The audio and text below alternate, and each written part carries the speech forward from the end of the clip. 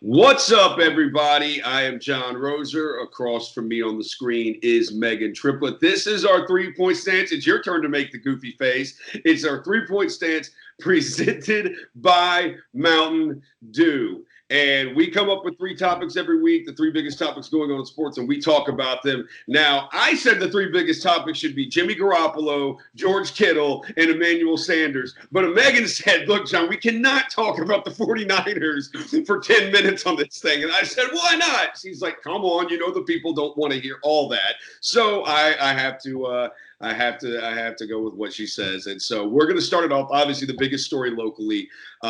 Mike Norvell, the head coach of the University of Memphis, less than 24 hours after Memphis wins the AAC Conference Championship, won the second straight week over Cincinnati, 29-24. It was a great college football game. Mike Norvell was introduced at noon on Sunday as the head football coach, the new head football coach at Florida State. And Meghan, I get this. You have an issue with how this was all handled. I have a huge issue how this is handled because not even 24 hours ago, we were celebrating. We were happy. Don't get me wrong. We all knew this was happening. We all knew that this was going to happen. And, even, Tom Luginbill after the game even asked him about it, on the field. However, we didn't get a chance as a city, as the athletic department to celebrate with him. He left us like high and dry. He was at the Florida State basketball game yesterday. And it was just like I couldn't wrap my head around, at 8 o'clock the night before they win the AAC Conference Championship. And then all of a sudden, you're talking State, it's time for a new era. It's time for a new awakening. We're going to be back on top. It was just like he has spoken so highly of Memphis. Like, can we just give it a week? And I know we're so used to this happening where it's, like, they get hired, especially during this time of, championship week. Coaches are getting fired. People are getting hired. And it's just like, give players a chance a week to celebrate with their coach. Celebrate just all the things that they accomplished with that championship trophy. Go on a whole media tour here in Memphis so we can say thank you so much before. But I don't even know when he got on that flight. His whole family was there. And I'm just like, forget Memphis. I hated it. I absolutely hated it. Yeah, it does stink. So that game ended Saturday night sometime a little after 6 o'clock is when that game ended. And he had an 8 a.m. So basically 12 hours later, he probably had some hungover football players that were of age and were able to be hungover. They were of age to be hungover. An 8 a.m. meeting to tell those kids that he was leaving. It stinks. This is the way it happens now, and it stinks. It's not like we kind of knew it all week. And then Friday night, it started to leak out that, hey, he's the favorite to land the job. He's the favorite to land the Florida State job. We kind of knew it all week here in Memphis that this is where this was all going. Florida State was very quiet about who they were hiring. It stinks. And, they're going to play in the Cotton Bowl. Norvell obviously said he'd love to stick around and coach and help them prepare for the Cotton Bowl if they would allow him. That's obviously not going to happen. I don't blame the University of Memphis. No, you're not the head coach here anymore. I love Mike Norvell and love everything he did for the university, but you are not the head football coach here anymore. Justin Fuente got this job from Larry Porter. When Justin Fuente left for Virginia Tech, he left the program in a better spot than he took it over. And when Mike Norvell took it over from Justin Fuente, Mike Norvell has left 4 years later, and Mike Norvell has left the program in a better spot than when he took it over 4 years earlier. So for that, I am very thankful. I am very grateful, but you're not the head coach anymore at the University of Memphis. So no, you do not get to coach in the bowl game for the team. Now that brings the interim coach is Ryan Silverfield, and Ryan Silverfield wants this head coaching job. And I know there are a lot of more people that do want the job now. It is a way more attractive G5 school. It is a way more attractive job. You've got a ton of people coming back on this team. The quarterback's back. Kenny Gainwell, most importantly, is back, who will have an outside chance at the Heisman Trophy next year. He will be looked at as a G5 guy who could make the trip to New York for the Heisman Trophy. And it should Ryan Silverfield get that head coaching job full time. Look, I'm not going to sit here and act like I know anything about Ryan Silverfield. I know he's a great recruiter for them, and he's been like their assistant head coach and offensive line coach. And he has been an ace recruiter for them. He is one of the guys responsible for getting a ton of their talent out of Nashville. I think he helped get TJ Carter. Obina Easy, the four-star offensive lineman that had offers from LSU, from Florida, from every school in the SEC, and he helped get him. I would say, look, I don't know. But once upon a time, they hired Justin Fuente, and nobody had a freaking clue who Justin Fuente was, and it turned out great. And then they hired Mike Norvell, an offensive coordinator from Arizona State, and nobody knew who Mike Norvell was in Memphis, and it turned out great. So I'm just going to sit back and kind of trust the process and trust that they've nailed the last two hires. You got to nail this one again. If they think Ryan Silverfield's that guy, then I'm going to trust them that they know what they're doing when it comes to this football program. This is the first big hire that new AD Laird Veach, who came from Florida, has to make. And it's a massive hire. He's got his hands full here, but we'll see who it is. Our next topic, I will say here, news that got announced before even the Norvell news. Yeah. Lane Kiffin. If you didn't like the way Norvell was handled. I did not like the Lane Kiffin. I definitely did not. It's just, you know what? And look, I know this, we're used to this. This is how it's done. I would just like to see it change. Like, his football players, they announced that he was leaving before their game. That he's going to Ole Miss. Like, what?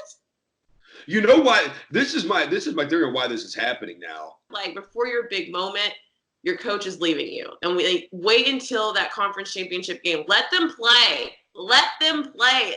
At least Norvell played his game. I still want a week. They didn't even let them play their game before they figured out Kiffin was leaving. Yeah, no, this is why this is happening, is because there's that early signing period in college football now that's in 2 weeks. That's why it's happening now. They just hate the early signing period. It's like this causes this friction.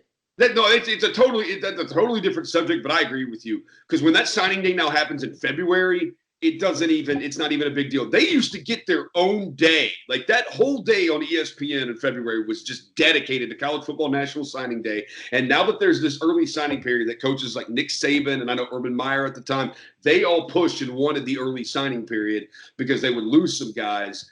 They'd end up losing some players on National Signing Day. But that's why it's happening, because coaches used to coach the bowl game, and then after the bowl game, they would get hot. So, but now it's happening after the conference championship or after your final regular season game if you didn't make your conference championship. So, no, it does stink.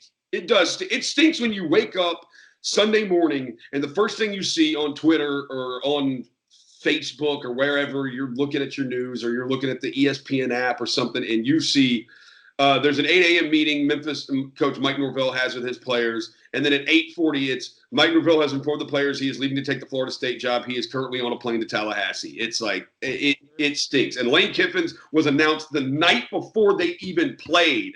It was announced Friday night. Lane Kiffin is going to become the new head coach at Ole Miss. And they still had the game to play. At least Norvell, it didn't happen until after the game. It's so Lane Kiffin-esque. It's just, I don't know if it was another coach, but that's so Lane Kiffin-esque for that to happen. Yes, no doubt about it. Final topic, the college football playoff rankings. The college football playoff is set. It will be number 1 LSU. They jumped previously number 1 ranked Ohio State. Number 1 LSU against number 4 Oklahoma. Number 2 Ohio State against number 3 Clemson. Do you think they got it right putting LSU ahead of Ohio State? I definitely think they got it right, especially after what we witnessed. Look, Ohio State's comeback over Wisconsin in that, Big Ten championship game, that was crazy. I literally had written Ohio State off. I was like, they're not going to win this game. The Grizzlies game was on. I stopped watching it. I was like, hey, I'm over it. It's halftime. Grizzlies game is on now. I'm not watching. So I missed the comeback. I'm like, halftime the Grizzlies game, like, wait, Ohio State is ahead? Like, what happened? But I think what LSU showed us, which we all predicted LSU to beat Georgia. I don't think I single-handedly predicted them to win like they did against Georgia. Usually, Georgia is a great football program, it's a great football team, and the SEC championship game always produces a great game. LSU, I think we've seen, they are a dominant team. They deserve to be number 1. They weren't down like Ohio State. Ohio State came out so slow in that first half of that game. So LSU deserves that number 1 ranking. Yeah, I think I agree with you. And obviously, if you look at the final rankings, even below them, I think it was Auburn, Florida, Georgia, all still finished top 10 teams, where Penn State and Wisconsin both fell out of the top 10, which gave Ohio State 0 top 10 wins in the committee's eyes. And if you look at that final top 10 ranking, Alabama's also in there. Alabama, Auburn, Georgia, Florida. LSU has wins over all 4. That gave them 4 top 10 wins. The national title game this year is in New Orleans at the Mercedes-Benz Superdome. That's going to be crazy if LSU if they make that national championship game. I think they should beat Oklahoma. Clemson and Ohio State got to be the best semifinal game we've ever gotten. Has to be the best semifinal game that we have ever gotten. This could easily be a national championship game. And I think the winner of that, just because I think Ohio State, LSU, and Clemson have been the 3 best teams all year. They've been head and shoulders the 3 best teams. It feels like LSU is going to have an easier time with Oklahoma than obviously Clemson and Ohio State will have with each other. And that would give LSU an advantage in that title game just 1 week later after Ohio State and Clemson beat up on each other. My prediction, I think it's going to be LSU and Clemson. I think Clemson's the best team in the country. I'm going to pick Clemson to win the national championship. But there is some destiny, the end of season, DVD, or now I guess it'd be like end of season streaming on Netflix program about their national title season. It does feel kind of destiny-ish for LSU if they could win the national championship in New Orleans. But I'm going to go with Clemson. I think Clemson's been the best team in the country over the last 5 to 6 weeks. They look like a freaking juggernaut right now. I'm going to pick Clemson. I didn't know we were making picks. I can't pick just yet. I think I'm gonna have to see the semifinal game. I have loved Clemson.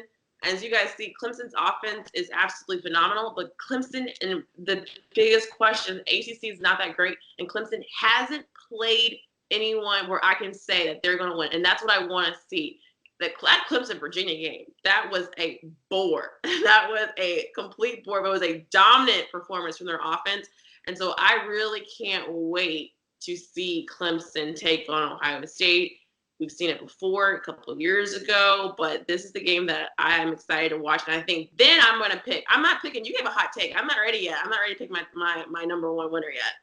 All right. I'll give you more time. Hey, we got a couple more of these to go before these games do get played. Also a shout out, Memphis playing Penn State in the Cotton Bowl on December 28th. That is awesome. Memphis going to the Cotton Bowl. And it's great that you're getting to play a team like Penn State, too. That's a big nationally named program. James Franklin, obviously a well-known coach, especially for this area coaching at Vanderbilt. So that one is going to be fun, too.